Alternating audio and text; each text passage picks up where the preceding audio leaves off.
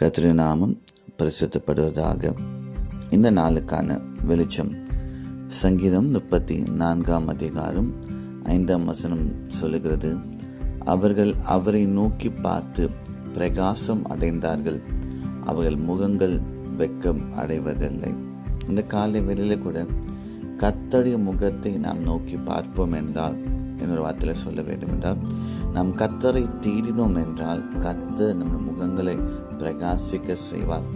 நம்ம தமிழ் அடிக்கடி சொல்ற காரியம், அகத்தின் அழகு முகத்தில் தெரியும். அப்போ கர்த்தரை நாம் பார்க்கும்போது இருதயத்தில் கர்த்தர் இருப்பார் என்றால் முகங்களை பிரகாசிக்க செய்கிற கர்த்தர் ஒருவர் இருக்கிறார்.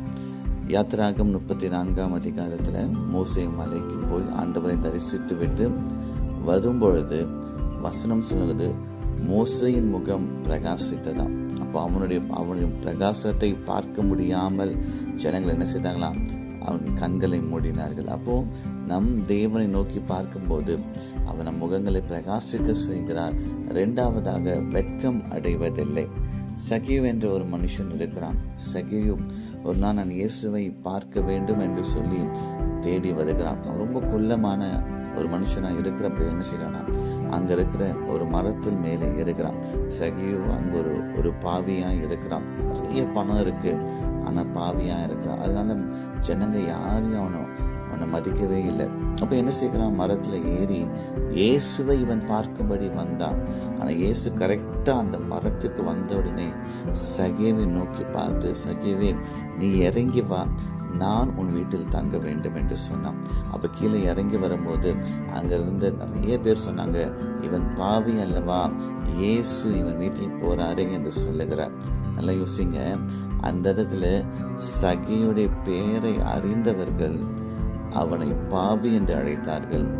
சகியுடைய பாவத்தை அறிந்த இயேசு அவனை பெயர் சொல்லி அழைக்கிறார். ஏன் தெரியுமா, சகியு கர்த்தரை தேடினான், கர்த்தர் அவனை வெட்கப்படுத்தல. சகியோடத்துல சொல்கிறார், நான் உன் வீட்டில் தங்க வேண்டும் என்று சொல்லுகிறான். சகியு அவசரமாக கீழே இறங்கி வந்து இயேசுவை அவன் வீட்டில் அழைத்து கொண்டு செல்லுகிறான்.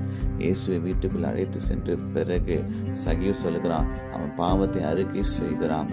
ஆண்டவர் அந்த வீட்டுக்கு ரட்சிப்பை கொண்டு வந்தார். கர்த்தர் உங்க முகங்களை பிரகாசிக்க செய்வார். அன்பின் பரலோக பிதாவே, இந்த காலை வேளையிலப்பா எங்கள் முகங்களை பிரகாசிக்க செய்யும்படி நாங்கள் செபிக்கிறோம். வெட்கத்துக்கு பதிலாகப்பா கீர்த்தியும் புகழ்ச்சியும் தருவீராக. இந்த நாளை ஆசீர்வதிங்க, நன்மையும் கிருபையும் தொடர பண்ணுங்க. இயேசுவின் நாமத்தில் பிதாவே, ஆமேன் ஆமேன். கர்த்தர் நம்மை ஆசீர்வதிப்பார்.